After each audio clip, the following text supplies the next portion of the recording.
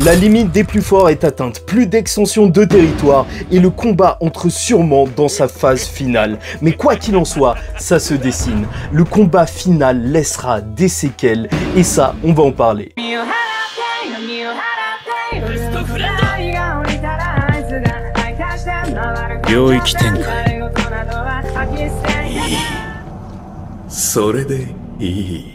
Mesdames et messieurs, ici Chage et on se retrouve aujourd'hui pour la review du chapitre 230 de Jujutsu Kaisen, l'incident du No Man's Land de Shinjuku infesté de fléaux, partie 8. Bien sûr, on va se continuer le combat entre Gojo Satoru et Ryomen Sukuna pour notre plus grand plaisir. Et en plus de ça, on va pouvoir parler du Megumi qui pourrait sombrer et devenir le prochain antagoniste. Quoi qu'il en soit, n'hésitez pas à déjà liker ou disliker la vidéo, commenter, donner votre avis en commentaire sur le chapitre ou même sur la vidéo et vous abonner si vous n'êtes pas encore abonné, car bien sûr on suivra la série jusqu'à sa fin et j'espère que ça se fera en équipe tous ensemble. Thank you so much, best friend.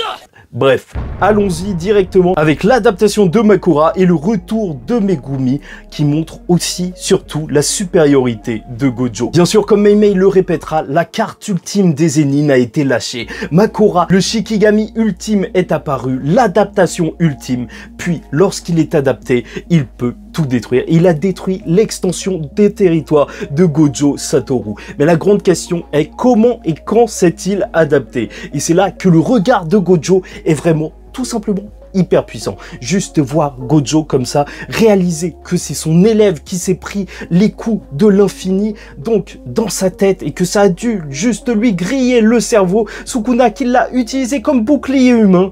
Ça, c'est juste dégueulasse. Et tu sens que derrière son sourire, Gojo a été perturbé et qu'il va le faire payer à Sukuna. Attendez, ça le fouille. Puisque bien entendu, on verra dans l'esprit de Sukuna, ou plutôt à l'intérieur de son corps, ou à l'intérieur du nombre, donc l'âme de Megumi qui est reliée à une roue. Et donc, c'est lui qui prenait les informations donc des attaques de Gojo à l'intérieur de son extension de territoire et qui a fait que Makura a pu s'adapter et la détruire une fois qu'il a été invoqué. Et bien évidemment, ce n'est donc pas le corps de Megumi qui s'est adapté, mais bien le Shikigami ultime. Et si Sukuna veut redétruire encore une fois l'extension de territoire de Gojo, car elle est extrêmement dangereuse, il lui faudra invoquer une nouvelle fois Makura. C'est pour ça qu'il le fait disparaître en fait, juste parce que peut-être que la plus grosse faiblesse de Makura, c'est juste de pouvoir se faire one shot et se faire exploser juste d'un seul coup, ce dont Gojo est assez sûr en fait. Il y arrivera s'il lâche son extension de territoire à terrasser le Shikigami ultime assez facilement. En même temps, Sukuna l'a fait et là, c'est le duel des plus forts qui sont plus ou moins équilibrés, donc ça semble tout à fait logique et c'est pour ça que Sukuna le cache assez bien. Ça répond donc à la question que Gojo se posait lors des précédents chapitres, pourquoi Sukuna à l'intérieur de l'extension de territoire ne cherchait pas à la détruire et n'utilisait que ses propres capacités liées à son extension de territoire, donc sa capacité à découper et non pas la technique de Megumi. C'est parce qu'en réalité, il utilisait déjà depuis le début les capacités de Megumi, mais de manière cachée, puisqu'il faisait en sorte que Megumi se prenait les coups et adaptait Mahoraga. Comme le montre bien évidemment la roue qui se trouve juste derrière lui. Mais je vais pas vous mentir, ça reste tout de même assez mystérieux, puisque bien sûr, si tu as suivi, alors le sort de Gojo à l'intérieur de son extension de territoire touche directement le cerveau. Or, là, on te dit que ça a touché Megumi, sauf que Megumi est censé avoir le même corps que Sukuna. Et encore une fois, peut-être qu'il faut se rappeler de la phrase qui a été super importante lors du début de la série, donc que le corps est l'âme et que l'âme est le corps. Et que peut-être en fait, justement, une technique peut toucher Megumi même s'il est juste à l'état d'âme. Mais bon, ça, on en saura sûrement plus à l'avenir, mais je tiens à vous le souligner. Franchement, gardez en tête le concept d'âme. Il sera clé pour comprendre la suite de Jujutsu Kaisen, étant donné que même Yuji a reçu le livre de Yuki sur l'âme, et là, sa capacité qui semble être de pouvoir changer de corps, semble être aussi liée justement à une capacité de l'âme, et plus que ça, ça a toujours été le sujet même de l'histoire avec Mahito qui était le premier grand ennemi principal de Jujutsu Kaisen et dont Sukuna ne voulait pas qu'il lui touche son âme. Comme quoi, il y a vraiment quelque chose qui est caché à ce niveau-là, au niveau de Sukuna, surtout que bien sûr, pour l'instant, on ne sait pas comment tuer Sukuna qui a pu revenir à la vie, même si son cœur a été détruit, qui peut séparer son âme et a transformé son corps en relique. Peut-être que tout ça devra se résoudre à travers la compréhension de l'âme dans le monde de l'exorcisme. Et ça, c'est quasiment sûr, donc retenez-le bien, c'est très très important. Ben ouais, logique. C'est vrai que c'est l'occasion parfaite de reparler de la possible folie future de Megumi. Un personnage qui pourrait sombrer totalement, étant donné que, franchement, là, il a vraiment pas eu la vie la plus marrante, vu qu'il enchaîne défaite sur défaite, on lui a volé son corps. Ensuite, bien sûr, même depuis le début de la série, il a sauvé Yuji qui a tué énormément de personnes, mais il a aussi perdu sa sœur qu'il tentait de sauver, qui a été tuée par ses propres sorts, et maintenant, il voit de ses propres mains quelqu'un tué ou tabassé, en tout cas assez joliment, Gojo Satoru, son père de substitution, son sensei. Voilà, ça c'est la vie de Megumi, c'est plutôt fun. Ouais, le monde est méchant. Le monde est méchant. Ouais. En plus, c'est pas comme s'il n'avait pas déjà des prédispositions au mal, étant le fils de Toji, tueur d'exorcistes, le tueur d'exorcistes, et bien sûr, c'était quelqu'un d'assez violent quand il était jeune, qui en fait s'en foutait de tabasser tout le monde. C'est sa sœur qui le calmait et qui a fait de lui un gentil garçon. Maintenant qu'elle n'est plus là et qu'en plus, il a subi le bain de Sukuna pour faire sombrer son âme, et il s'est fait griller le cerveau. Là, c'est ce qu'on a appris lors de ce chapitre face au sort de Gojo. Bah oui, peut-être, possiblement, que à la fin de la série, on aura un Megumi qui sera du côté de l'ennemi. Et bon, vu que je suis un grand analyste, j'ai remarqué, ça y est, le début de la folie de Megumi. Vous vous rappellerez que dans les précédents chapitres, on avait déjà vu Megumi sombrer, et là, ce qu'il faut voir, c'est surtout ses pieds. Parce que lors de ce chapitre, il a mis ses chaussures. Ça veut dire que le mec, en pleine dépression, s'est levé, a mis ses chaussures, puis s'est remis dans cette position pour continuer à pleurer. Donc clairement, il va pas bien, il est devenu complètement zinzin. Ou bien sûr, ça se trouve que juste Gege Akutami a rajouté des chaussures. Mais bien sûr, là aussi, la deuxième chose à dire, c'est que Gojo a juste brillé. Je suis désolé, mais ça commence à devenir vraiment difficile de pas dire que Gojo est supérieur à Sukuna. Parce qu'avant, on pouvait dire que c'était juste une question d'expérience, parce qu'il n'avait pas encore affronté justement d'extension de territoire sans barrière, et c'est ça qui lui a fait défaut au début de ce combat, parce que tu vois qu'il a réussi à s'adapter et qu'il réussit justement à combattre Sukuna. Sauf que là, même, ce qu'on voit, c'est quand même un Sukuna, au-delà de ça, qui utilise surtout toutes les capacités de Megumi. C'est même pas qu'il utilise Makora, déjà qui est le sort ultime des Zenin, tu vois, comme quoi on pouvait se dire, ouais, c'est juste ça. Non, il utilise aussi Megumi comme bouclier humain. Donc, ouais, ça commence à faire beaucoup, là. Sukuna, il faut qu'il nous sorte des trucs, parce que sinon, ah, là, on va l'appeler Fraude Kuna.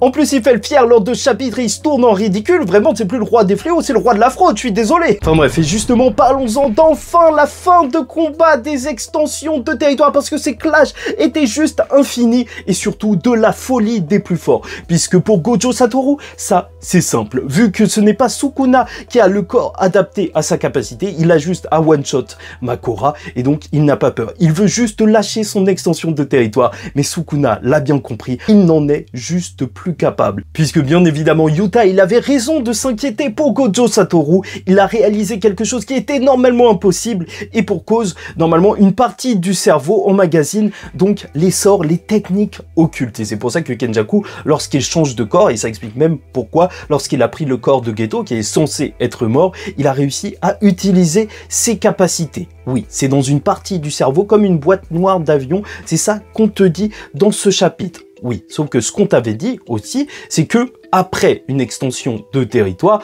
normalement, cette partie du cerveau, ou en tout cas, donc la capacité à utiliser des sorts, est en surchauffe. Donc la seule chose qu'on peut faire, c'est se laisser reposer cette partie pour qu'elle refroidisse comme un moteur de voiture. Sauf que Gojo avait réussi, par on ne sait quel moyen, à soigner ça. Sauf que c'est pas possible, parce que normalement, le soin, c'est plus changer une pièce d'une voiture, et pas forcément, justement, refroidir le moteur. Donc, alors qu'il utilise le sort de l'infini pour se protéger tout le temps, bah bien sûr, il est obligé de soigner son cerveau, donc il s'y connaît un petit peu, mais là, ce qu'il a fait, c'est détruire son cerveau, et ensuite le soigner, alors que c'est la partie justement qui contient ses sorts, et c'est super dangereux parce que même au-delà de ça, c'est juste son cerveau, ça n'a absolument aucun sens, c'est comme si il roulait dans une voiture, et au lieu d'attendre que le moteur refroidisse, bah à 130 km/h, bah, il ouvrait le capot, il se mettait devant, il était accroché, et il changeait le moteur en plein milieu.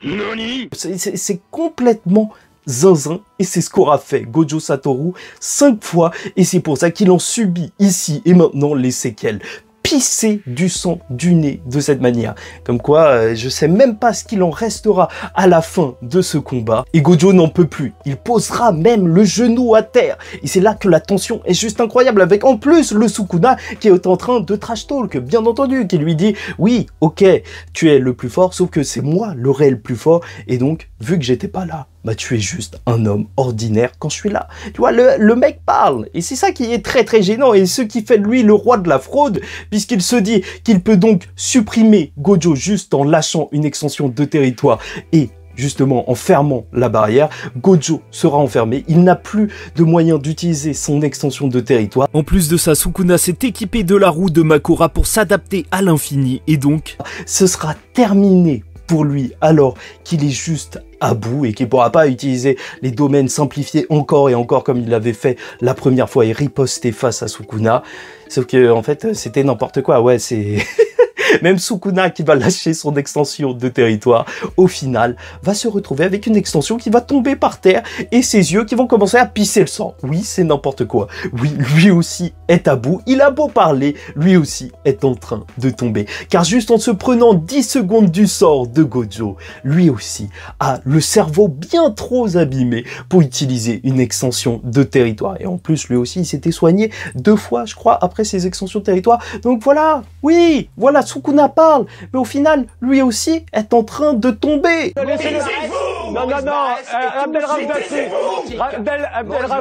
Et petit aparté, et n'hésitez pas à me dire ce que vous en pensez en commentaire, mais ce combat est extrêmement bien réussi. Gege Akutami a vraiment réussi à livrer le meilleur combat de Jujutsu Kaisen. La tension est à son maximum. J'ai vraiment cru que pendant un moment, Gojo allait tomber ici, là, comme ça, par terre. Il était littéralement déjà en train de le faire. Mais non, Sukuna, lui aussi, est en train de tomber. Et ça, c'est génial. Oui, ça y est, la tension est à son maximum. On sait que n'importe qui peut mourir, n'importe qui peut tomber, et que dans tous les cas, ça va complètement changer la donne pour le futur de l'œuvre. Et ça, c'est génial, oui, c'est ça. Gege Akutami, franchement, il a réussi à me combler avec ce combat. Ah ouais, hein. Ouais, c'est ça qu'il te fallait, hein. Thank you so much, best friend. Et bien sûr, là, Gojo, tout fier, va se relever, il se nettoie le nez, il le sait maintenant, et de toute manière, ses élèves regardent, donc petite dédicace. Ça y est, ses élèves sont contents, il doit avoir l'air cool pour eux, et tu vois du sourire partout. Et ça fait plaisir de voir tous ces élèves sourire, même le Yuta qui était inquiet auparavant durant les derniers chapitres, là, tout souriant. Et c'est vrai que je suis obligé de penser à Megumi qui, lui, il souriait pas, et position fétale dans le corps de Sukuna, et qui était en train juste de se faire tabasser par Gojo. Ouais, comme quoi, t'aimes pas tous tes élèves de la même manière. Enfin bref, tel un bon streamer, il a fait une dédicace à ses viewers et il va lâcher juste un pain, juste jouissif à Sukuna. Et le combat va continuer dans un second round, comme on nous le dit à la fin de ce chapitre. Ça va sûrement changer, plus d'extension de territoire, encore et encore et encore et encore et encore. Encore. Je sais plus combien ils en ont fait, 5, et encore, voilà, ça y est, je suis à 5.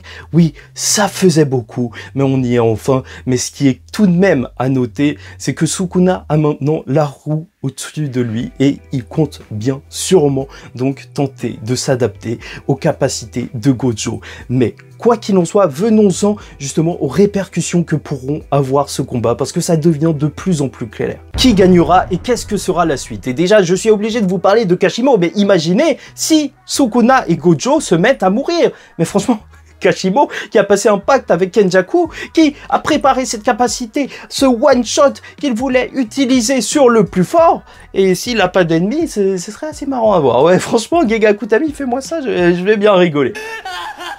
Non, bien sûr, au-delà de ça, là, ce qu'on voit lors de ce chapitre, c'est que le cerveau de Gojo a pu être endommagé lors de ce combat.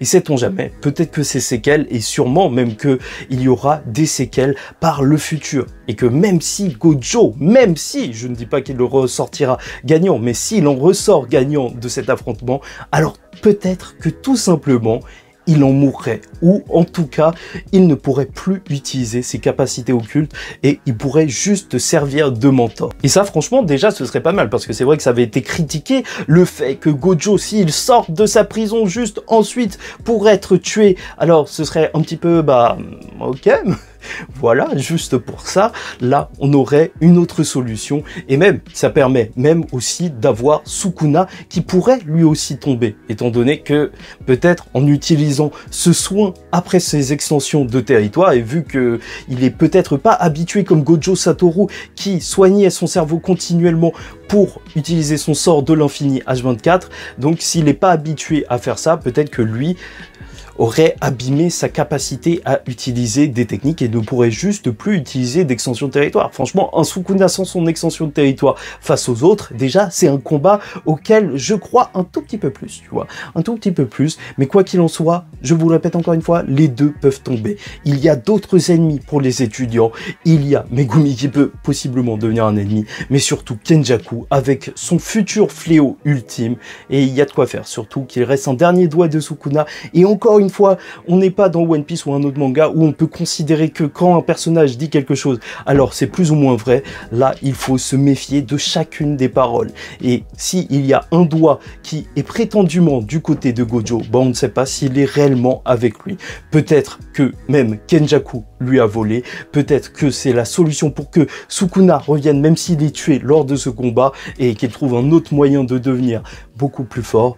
Mais dans tous les cas, il reste énormément de choses à faire. Quoi qu'il en soit, vu que lors de ce chapitre et même lors de ce combat, on les a pas vus juste saigner, mais surtout pisser le sang, alors c'est vrai que c'est possible justement qu'on termine sur un combat de poivreaux, tu vois, des mecs qui se battent pour une canette de bière, puisqu'au final, on y est, le combat des plus forts, ils doivent se donner à fond. Je veux un combat épique qui ira jusqu'au bout. Et si ce chapitre se termine sur la phrase de Yorozu, sur la personne forte qui fera découvrir à Sukuna le sentiment de n'être plus seul, est répété, alors peut-être que ça veut dire que Sukuna sera peut-être obligé d'utiliser le cadeau de Yorozu. La chose qu'on ne l'a pas vu donner à Sukuna, mais qui pourrait bien faire la différence. Peut-être la création d'une arme qui lui permettrait donc de surpasser l'infini, parce qu'en dehors de l'extension de territoire, ça reste assez compliqué pour Sukuna d'affronter Gojo avec son sort qui le protège de tout.